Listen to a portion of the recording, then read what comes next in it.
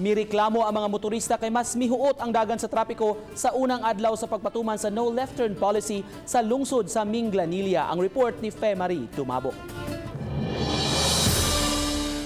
Sugod ganihang buntag gipatuman ang no left turn policy sa Dan and Bacalso sa lungsod sa Minglanilla. Pipila sa mga motorista mireklamo nga mas nasinati na hinuon ang paghuot sa trapiko. Dakasabot ra hinuon ang uban nga unang adlaw karon sa pagpatuman. Sakyanan rin, matuyok mo man ito. Murag, samot gyud siya ka kuhan gyud ka kuhan ang traffic. O lahi lagi katong una nga makakuhan kay ang sakyanan makasuhod man sa asa gyud. Karon ilang ginani pagpaagi, layo kay dito, tuyokan nato. Traffic karon mamay ta si traffic. Di para lang sana kay karon pa man bago pa man karon madlaw.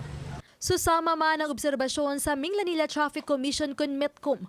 Apan matod sa Pangulo sa Metcom, nga dili pa diha dayon makita ng kausaban sa trapiko sa lungsod sa Minglanilla sa unang adlaw sa pagpatuman sa no left turn policy.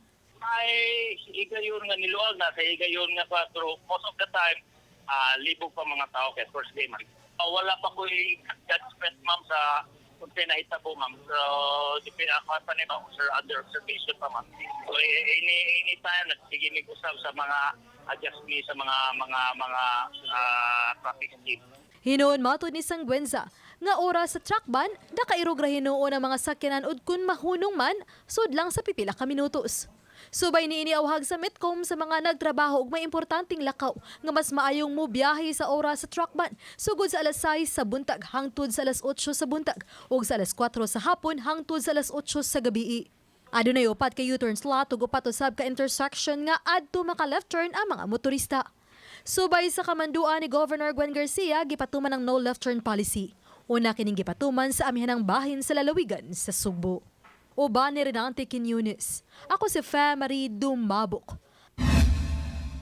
Balitang Bisdak.